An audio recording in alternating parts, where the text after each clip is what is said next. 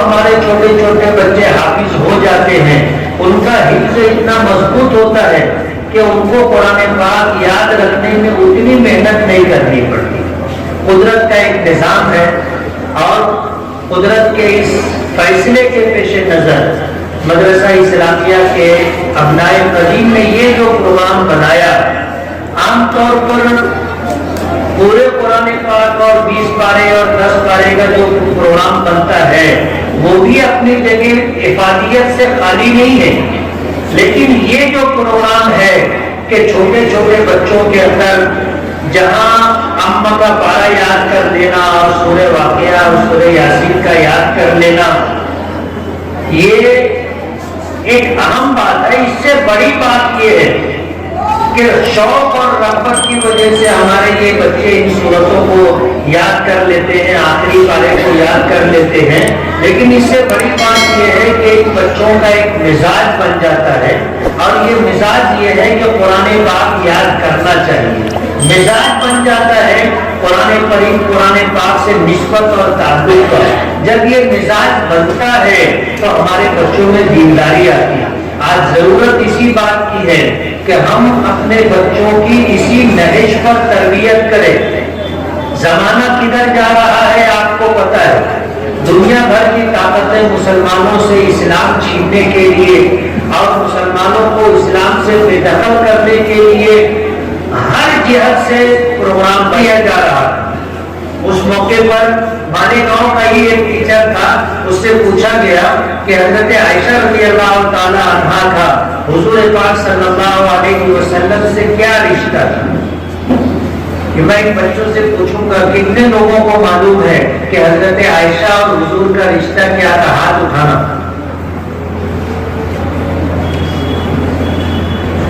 اس teacher نے جواب یہ دیا تھا کہ حضرت عائشہ رضی اللہ تعالی عنہا حضور کی والدہ تھی۔ میں تو حیران ہو گیا، اس کی شکل دیکھ رہا، آج تک میں اس کی شکل بھولا نہیں۔ ٹیچر ظاہر بات ہے مالیگاؤں کا ہے تو ہم لوگ ایسا سمجھتے ہیں کہ مالیگاؤں مسجدوں کا شہر ہے، مدرسوں کا شہر ہے، میناروں کا شہر ہے، دینداروں کا شہر ہے، علماء کی بستی ہے۔ یہاں پر جو ہے ہر گلی میں حافظ قرآن ملیں گے، ہر گلی میں عالم دین ملیں گے۔ آج الحمدللہ مفتیان کرام کی بھی ایک بڑی تعداد ہے، قضا کا کورس کر کے آنے والے بچوں کی بھی ایک بڑی تعداد ہے۔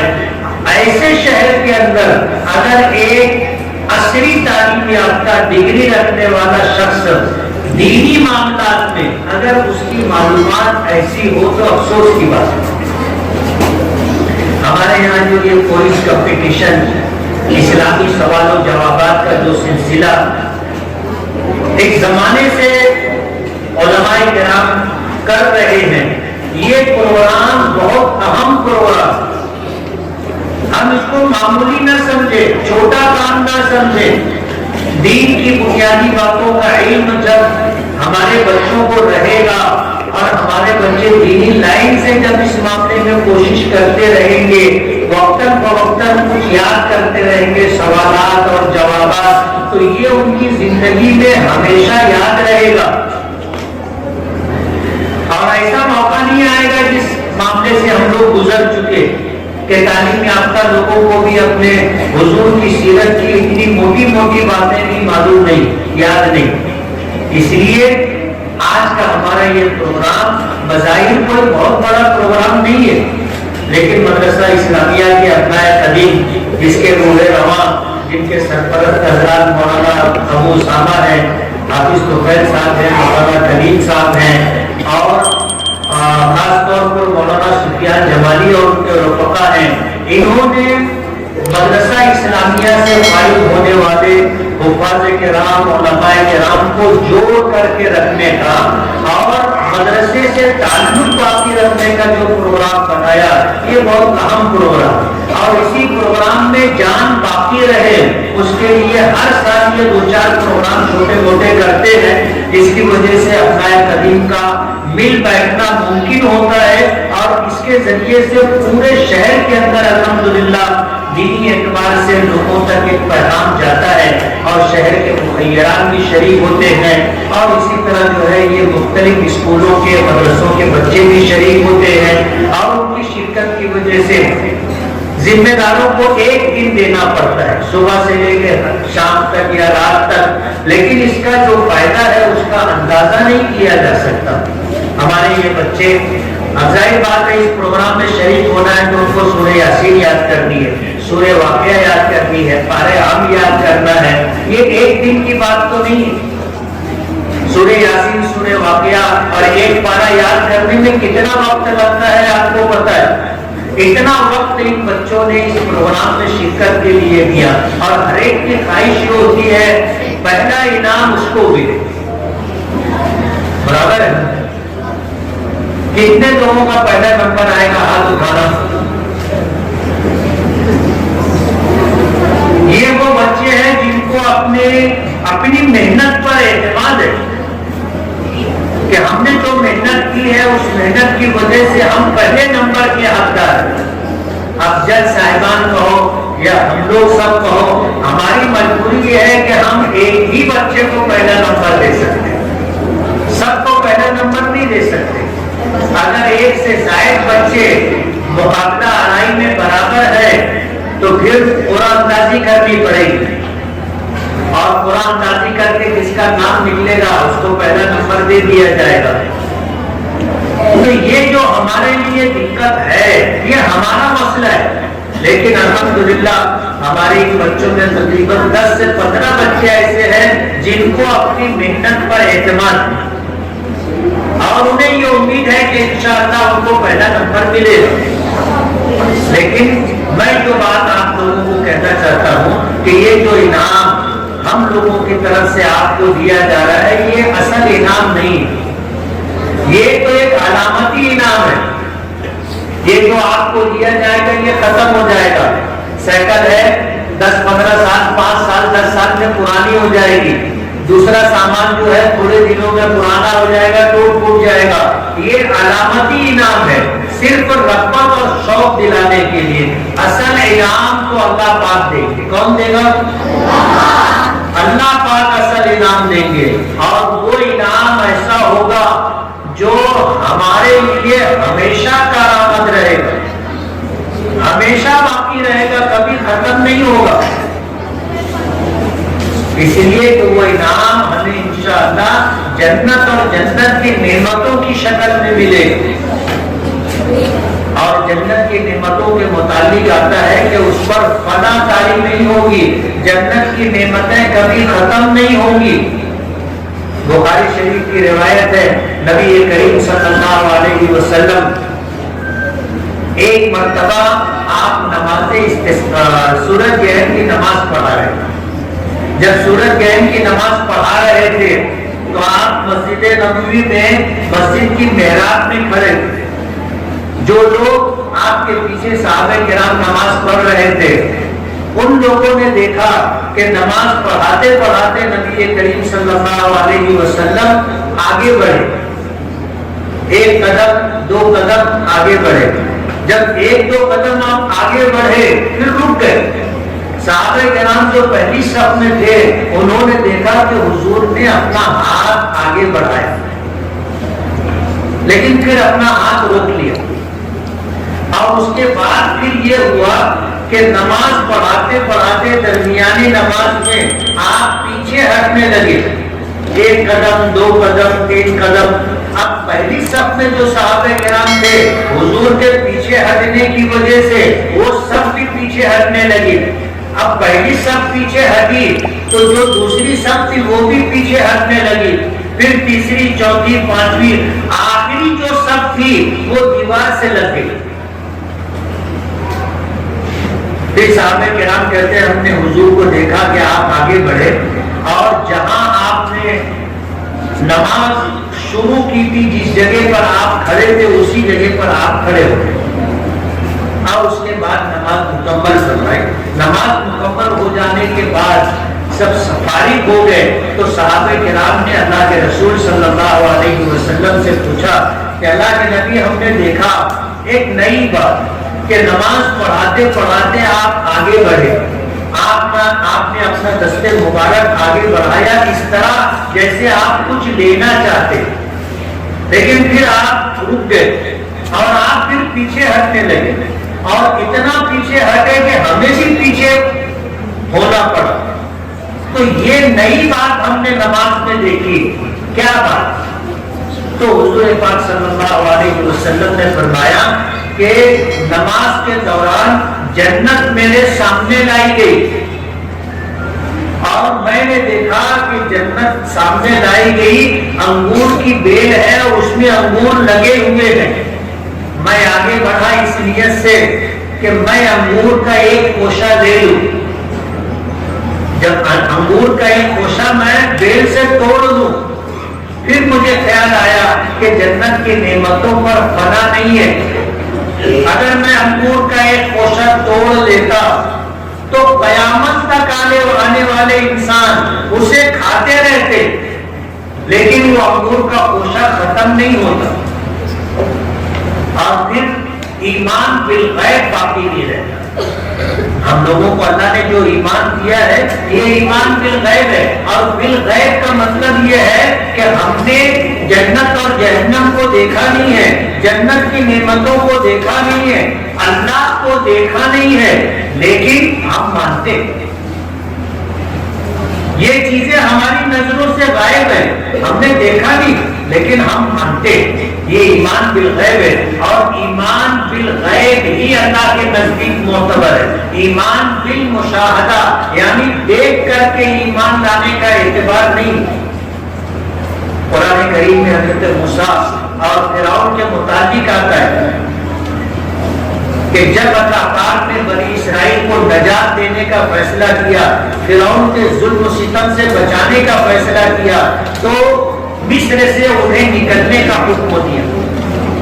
اب جب حضرت موسیٰ علیہ السلام سب کو لے کر کے چلے بنی اسرائیل کو، تو سامنے دریائے کلزم آ گیا، راستہ بند تھا، دریا میں آدمی بغیر سواری اور بغیر کشتی کے بغیر جہاز کے کیسے پار کرے؟ اللہ نے راستہ بنا دیا، پانی ہٹ گیا، دونوں طرف رک گیا، ندی کی سطح دریا کی سطح نظر آنے لگی، راستہ بن گیا۔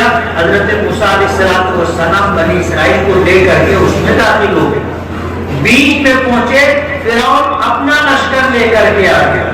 اسی راستے پر حضرت موسیٰ اور بنی اسرائیل کے پیچھے حضرت موسیٰ علیہ السلام اور بنی اسرائیل جب دریا سے پار ہو گئے اور بنی اسرائیل کے لشکر کا آخری فرد بھی پانی کی اس سے باہر ہو گیا، فرعون اور اس کا لشکر جب دریا کے بالکل بیچ میں آ گیا تو اللہ پاک نے دریا کو جاری کر دیا، پانی بہنے لگ گیا، فرعون اور اس کا پورا لشکر ڈوب گیا۔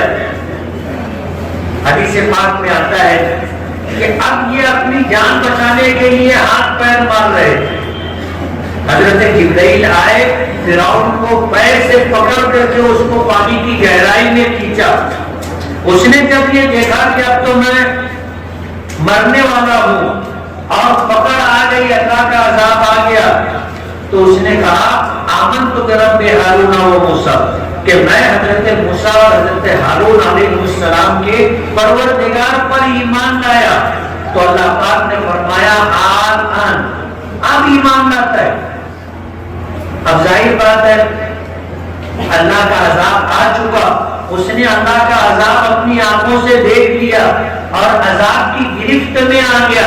اس وقت کا ایمان لانا معتبر نہیں ہے۔ جب آدمی مرنے لگتا ہے تو غیب کی چیزیں اس کو نظر آنے لگ جاتی ہیں۔ کبھی کبھی ایسا بھی ہوتا ہے کہ مرنے والا بولنے لگ جاتا ہے کہ ہٹو ہٹو کچھ مہمان آئے، سفید کپڑا پہنے ہوئے لوگ آئے، ان کو بیٹھنے کی جگہ دو، ایسا بھی ہوتا ہے۔ تو آنے والے فرشتے مرنے والے کو نظر آنے لگ جاتے، اللہ تعالیٰ زبان بند کر دیتا ہے، بول نہیں پاتے، لیکن کبھی کبھی اللہ بولنے کا موقع بھی دے دیتا ہے، تو مرنے والا بتانے لگ جاتا ہے۔ تو جب روح قبض کرنے والے فرشتے آتے ہیں اور غیب کی چیزیں مشاہدے میں آ جاتی ہیں، اس وقت کا ایمان معتبر نہیں ہوتا۔ وہ ایمان نجات دلائے گا ایسا نہیں ہے۔ ایمان بالغیب ضروری ہے، ایمان بالمشاہدہ بھی۔ تو میں یہ کہہ رہا تھا کہ اصل انعام کون دے گا؟ اللہ پاک دیں گے، وہ ہم نہیں دے سکتے۔ اس وقت اللہ جو انعام دیں گے وہ جنت اور جنت کی نعمتوں کی شکل میں ہوگا، اور وہ نعمتیں کبھی ختم نہیں ہوں گی، ہمیشہ باقی رہیں گی۔ جیسے حضور نے فرمایا کہ میں نے چاہا کہ جنت سے ایک انگور کا خوشہ توڑ لوں، لیکن اگر میں وہ انگور کا خوشہ توڑ لیتا تو قیامت تک آنے والے انسان اسے کھاتے رہتے، وہ ختم نہیں ہوتا۔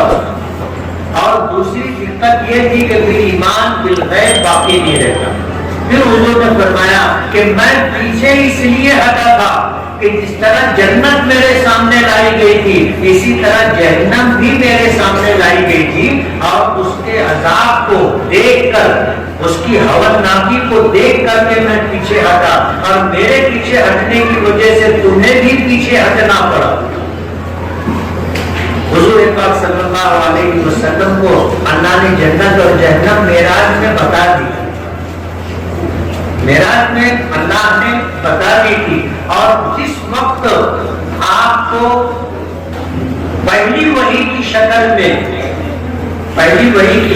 نبوت سے سرفراز کیا گیا تھا، تو اسی وقت آپ اپنی نبوت پر، اپنی رسالت پر ایمان لے آئے تھے۔ علماء کرام کہتے ہیں، ان کی موجودگی میں حوصلے سے یہ بات کہہ رہا ہوں کہ انبیاء کرام علیہ السلام کو بھی اللہ پر اور اپنی نبوت پر ایمان لانا ضروری ہے۔ اللہ پر ایمان تو ہے، لیکن نبی کو اپنی نبوت پر، رسول کو اپنی رسالت پر ایمان لانا ضروری ہے۔ اور مختلف مواقع پر نبی کریم صلی اللہ علیہ وسلم نے اس کا اظہار بھی فرمایا کہ اشہد بانی رسول اللہ، کہ میں اس بات کی گواہی دیتا ہوں کہ میں اللہ کا رسول ہوں۔ آپ نے مختلف مواقع پر اس کا اظہار کیا، تو نبی کو، رسول کو اپنی نبوت اور رسالت پر ایمان لانا ضروری ہے، لیکن ولی کو اپنی ولایت پر ایمان لانا ضروری نہیں۔ وہ نہیں کہہ سکتا کہ میں اللہ کا ولی ہوں، رسول کہے گا میں اللہ کا رسول ہوں، نبی کہے گا میں اللہ کا نبی ہوں، لیکن ولی نہیں کہے گا کہ میں اللہ کا ولی ہوں۔ حضرت مولانا حسین احمد مدنی رحمۃ اللہ علیہ کا ایک خادم تھا، بنگال کا رہنے والا تھا، کافی زمانہ اس نے غالباً 30 سال حضرت کی خدمت کی۔ پھر اپنے گاؤں واپس گیا تو گاؤں میں جانے کے بعد اس نے لوگوں سے کہنا شروع کیا کہ میں ابدال ہو گیا۔ ایک ہوتا ہے ابدال، ایک ہوتا ہے اس سے اوپر کے درجے میں قطب، اور ایک اس سے اوپر کے درجے میں ہوتا ہے غوث۔ یہ اللہ تعالیٰ کا ایک غیبی نظام ہے، اور اسی نظام میں یہ ابدال، قطب اور غوث کے مقامات آتے ہیں۔ تو اس نے اپنے گاؤں میں جا کر کے کہا کہ میں ابدال ہو گیا۔ گاؤں کو لوگوں نے خط لکھا کہ حضرت یہ آپ کا خادم آیا ہے اور گاؤں میں آ کے کہتا ہے کہ میں ابدال ہو گیا ہوں۔ تو حضرت نے جواب دیا کہ اس نے صحیح کہا ہے کہ پہلے وہ گوشت تھا اور اب دال ہو گیا، اب دال ہو گیا۔ تو ولی اپنی ولایت کے متعلق یہ دعویٰ نہیں کر سکتا کہ میں ولی ہوں، لیکن نبی اور رسول کو اپنی نبوت اور رسالت کے تعلق سے جہاں وہ دعویٰ کرتے ہیں کہ میں اللہ کا نبی ہوں، اللہ کا رسول ہوں، وہی انہیں اپنی نبوت اور رسالت پر ایمان لانا بھی ضروری ہے۔ دین کے تعلق سے بے شمار باتیں، جن باتوں کا جاننا اور دوسروں تک ان باتوں کا پہنچانا ضروری ہے۔ میں مدرسہ اسلامیہ کے ابنائے خدیب جو الحمدللہ جس وقت سے انہوں نے اپنا یہ پروگرام بنایا، ہر سال الحمدللہ پروگرام کرتے، اور آج کا یہ پروگرام بھی الحمدللہ بہت اہم پروگرام۔ ہم میں سے اچھے بڑے لوگوں کو سورہ یاسین یاد نہیں رہتے، اور آپ کو بتاؤ کہ جو حافظ لوگ ہوتے ہیں سورہ یاسین میں متشابہات زیادہ ہے، سورہ یاسین میں متشابہات زیادہ ہیں، اور ایسے روزانہ جو لوگ سورہ یاسین پڑھتے رہتے ہیں، تلاوت کرتے رہتے ہیں، ان کو اس بات کا وہ نہیں ہوتا. آپ جو قرآن بھی پڑھتے ہیں، لیکن میں نے دیکھا ہے، میں اپنی بات کروں گا کہ سورہ یاسین روزانہ پڑھنے کا میرا معمول ہے، لیکن تراویح میں مجھ کو اس میں لقمہ لگ جاتا ہے اور بہت سارے مسلمانوں کو یاد رہتا ہے. تو سورہ یاسین میں جب بھولتا ہوں، متشابہ لگتا ہے، تو پیچھے سے 10-20 لوگ لقمہ دیتے ہیں، 10-20 لوگ لقمہ دیتے ہیں، اس لیے کہ بہت سارے لوگوں کو سورہ یاسین کہتے ہیں. کچھ لوگ تو ایسا کہنے لگے کہ مفتی صاحب تم جان بوجھ کے بھولا، حالانکہ ایسا نہیں ہے. سورہ یاسین بہت اہم سورت ہے، قرآن پاک کا دل کہتا ہے، لیکن اس میں متشابہات بہت ہیں. اب جو حافظ ہے، جن کو متشابہ کا پتہ ہے، وہ میری اس بات سے اتفاق کریں گے کہ اس میں متشابہات ہیں. اور جب آدمی تراویح وغیرہ میں پڑھتا ہے، تلاوت کرتا ہے، اور اس کو یہ پتہ ہے کہ پیچھے بہت سارے لوگ ہیں جن کو سورہ یاسین یاد ہے، ایسا ہو جاتا ہے کہ آدمی بھولتا ہے، متشابہ لگ جاتا ہے. چھوٹے چھوٹے بچوں کو سورہ یاسین یاد ہو جائے، سورہ واقعہ یاد ہو جائے، یہ بہت اہم ہے. سورہ یاسین قرآن پاک کا دل کہلاتا ہے، قرآن پاک کا دل. اس کی بڑی فضیلت، سورہ واقعہ کی بڑی فضیلت. حضرت عبداللہ ابن مسعود رضی اللہ تعالیٰ عنہ کے متعلق آتا ہے کہ وہ اپنی آئے گی، اللہ پاک اس ضرورت کی تکمیل کا انتظام کر دیں گے. کسی سے مانگنا نہیں پڑے گا، کسی کے آگے ہاتھ پھیلانا نہیں پڑے گا، اپنی ضرورت پوری ہو جائے گی. اللہ اپنے خزانے غیب سے انتظام کر دیں گے. تو کتنے بچے اس پروگرام میں شریک ہوئے؟ ہاتھ اٹھانا چاہتے. سورہ یاسین یاد ہو گئی پکی، اور سورہ واقعہ پکی یاد ہے. یہ دونوں سورت روزانہ کون کون پڑھے گا؟ پڑھو گے نا روزانہ؟ سورہ یاسین، سورہ واقعہ روزانہ پڑھنا. ابھی تم لوگ چھوٹے ہو، تم لوگوں کو اندازہ نہیں ہے آگے کیسے حالات آتے ہیں. آج اسٹیج پہ جو بڑے لوگ بیٹھے ہوئے، ان کو پتا ہے کہ کتنے حالات سے گزرنا پڑتا ہے.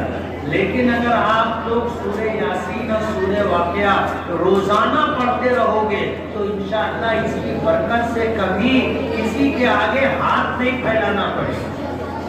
ساری ضرورت اللہ پاک پوری کر دے، ساری ضرورت پوری ہوگی انشاءاللہ.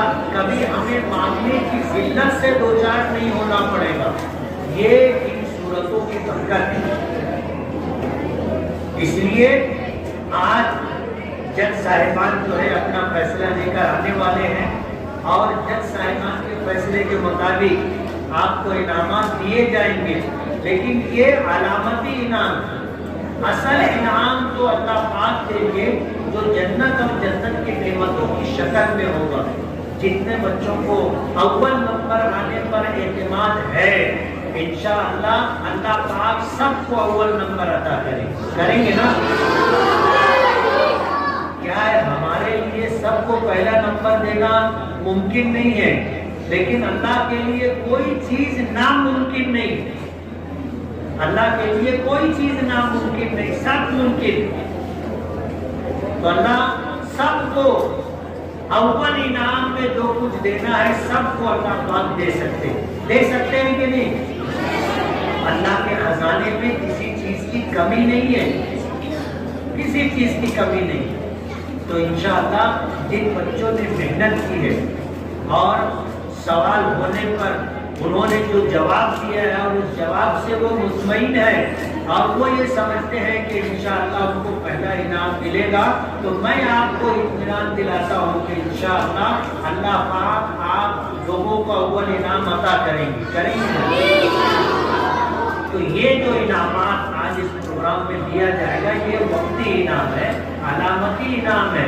یہ شوق اور رغبت دلانے کے لیے ہے. اصل انعام تو اللہ پاک ہمیں جنت اور جنت کی نعمتوں کی شکل میں دیں گے، اور ہمیں وہی چاہیے یہ سب انعام تو ختم ہو جائے گا، باقی رہنے والا انعام اللہ پاک دیں گے اور انشاءاللہ اس انعام سے آپ خوش بھی ہو جائیں گے۔ اسلامیہ کے سارے علماء نے مل کر کے اس پروگرام کو ترتیب دیا اور اس پروگرام کی ترتیب کے بعد الحمدللہ پہلی نشست مکمل ہوئی ہے اور اس موقع پر جو ہے جج صاحبان اپنا فیصلہ لا کر کے سنائیں گے۔ وآخر دعوانا الحمدللہ۔ بسم اللہ الرحمن الرحیم، نحمدہ ونصلی علی رسولہ الکریم، اما بعد۔ آج صبح سے جمہور ہائی اسکول کے صوفی ہال میں مجلس ابنائے قدیم مدرسہ اسلامیہ کے زیر اہتمام 5واں آل مالیگاؤں مسابقہ پارہ ام سورہ یاسین سورہ واقعہ وہ مسابقہ اذان کا انعقاد عمل میں آ رہا ہے۔ الحمدللہ صبح سے ابھی تک یہ پروگرام بحسن خوبی چل رہا ہے۔ اس پروگرام میں مالیگاؤں شہر کے جو مکاتب ہیں شبینہ صباحی، وہاں سے 86 ہمارے مساہمین نے الحمدللہ حصہ لیا ہے۔ 2 فرع پر مشتمل ہے یہ مسابقہ، ایک فرع ہے اذان اور دوسری فرع ہے پارہ ام اور سورہ یاسین و سورہ واقعہ۔ اذان کی جو مسابقہ ہے، جو فرع ہے، اس کے ذریعے سے ہم یہ چاہتے ہیں کہ اذان چونکہ ایک دعوت ہے اور دعوت جتنے اچھے انداز میں دی جائے گی اتنا ہی وہ لوگوں کو اپیل کرے گی، لوگوں کو اپنی طرف متوجہ کرے گی۔ روزانہ مساجد سے 5 وقت تو مؤذن کی آواز گونجتی ہے۔ اس پروگرام کے ذریعے سے مجلس ابنائے قدیم اور اس کے ذمہ داران کا یہ میسیج ہے کہ بھائی ہمارے شہر کے اندر جو مسجدیں ہیں ان سے جو گونجنے والی جو اذانیں ہیں وہ خوش الحانی پر مبنی ہونا چاہیے، تجوید اور اس طریقے سے قواعد اور لحن کا لحاظ کرتے ہوئے اذان ہونا چاہیے۔ ایک مقصد تو یہ۔ دوسرا مقصد جو پارہ ام اور سورہ واقعہ اور سورہ یاسین حفظ کا ہے، مقصد یہ ہے کہ ہمارے جو چھوٹے چھوٹے بچے ہیں 7 سال کے، 8 سال کے، 9 سال کے جو ہمارے طلبہ ہیں، یہ 1 پارہ 1.5 پارہ یاد کریں گے تو اس کے ذریعے سے ان کے اندر یہ جذبہ پیدا ہوگا کہ آج ہم نے 1 پارہ یاد کیا، ہم کیوں نہ پورا قرآن کریم کو یاد کریں۔ الحمدللہ مجلس اپنے مقصد کے اندر اور اپنے پروگرام کے اندر کہنا چاہیے 100% کامیاب ہے۔ شروعات جو کیا تھا ہم نے اس وقت تو مساہمین کی تعداد کم تھی، لیکن الحمدللہ ابھی مساہمین کی تعداد بہت بڑھ گئی ہے اور بہت سارے مدارس مکاتب نے چاہا بھی شرکت کرنے کا، لیکن چونکہ انتظامات بھی ہونا چاہیے اور اس طریقے سے وقت کی تنگ دامنی کی وجہ سے ہم نے ان سے معذرت کر دی۔ آج کا یہ جو پروگرام ہے یہ مجلس ابنائے قدیم اپنے پروگرام کے ذریعے سے کئی میسیج دیتی ہے۔ ایک تو میں نے بتایا آپ کو اذان اور پارہ ام کا جو مقصد ہے یہ۔ دوسرا مقصد یہ ہوتا ہے کہ ہم ان پروگرامات کے اندر جو فروعات ہوتی ہے اس کی نسبت شہر عزیز کے ایسے لوگوں کی طرف کرتے ہیں جنہوں نے اپنی اپنی زندگی میں اور اپنی اپنی فیلڈوں کے اندر کارہائے نمایاں انجام دیے۔ جیسے مثال کے طور پر آج کا جو پروگرام ہو رہا ہے، مسابقہ ہو رہا ہے، اس میں پروگرام کو 2 شخصیات کی یاد میں منسوب کیا گیا ہے۔ ایک پہلی شخصیت تھی قاری محمد اسحاق ابن قاری محمد عمر، جو مدرسہ دارالیتامہ بنات فرقانیہ کے بانی تھی، کہ انہوں نے اپنی زندگی کے اندر ایک بہترین اور کہنا چاہیے کہ قابل ذکر و کام کیا کہ دارالیتامہ جیسے ادارے کو قائم کیا اور آج وہ مثالی ادارہ ہے۔ اسی طرح سے دوسری شخصیت جو ہے مولانا امین الدین نذیری رحمۃ اللہ علیہ، ہے نا، یہ وہ شخصیت تھی کہ جو اپنی ذات کے اندر ایک انجمن تھی اور انہوں نے کلیت الطاہرات جو مدرسہ ہے مالیگاؤں کے اندر لڑکیوں کا دوسرا بڑا اقامتی مدرسہ ہے، اور اس کے بعد جامعۃ الطیبات یہ تیسرا بڑا مدرسہ ہے، یہ ان دونوں کے بانی تھے۔ الحمدللہ یہ آج کا جو مسابقہ تھا ان کی بھی یاد کے اندر کیا گیا۔ اسی طرح سے مجلس ابنائے قدیم کا شروع دن سے یہ وتیرہ رہا ہے کہ کسی بھی فیلڈ کے افراد اور شخصیات، طلباء و طالبات، مرد و عورت رہے ہوں، مجلس جو ہے اپنی جانب سے ان کے کارہائے نمایاں انجام دینے پر جا کر کے ان کا استقبال بھی کرتی ہے۔ الحمدللہ آج کے پروگرام کے اندر 3 ایسی شخصیات کو بھی ایوارڈ دیا جانا ہے، ان کا سپاسنامہ اور ان کا استقبال کیا جانا ہے۔ ان میں سے پہلی شخصیت ہے الحاج قاری حفیظ الرحمان صاحب شمسی، جو جمعیت علماء کے ماتحت چلنے والے دینی تعلیمی بورڈ کے ذمہ دار رہے ہیں اور کافی ان کی خدمات رہی ہے۔ اس کے بارے میں اخبارات اشارات میں مضامین بھی آئے ہوں گے، آپ نے اس کو ملاحظہ کیا ہوگا۔ دوسرے جو شخصیت ہے جن کا استقبال کیا جانا ہے وہ بلالی ٹیلر ہیں۔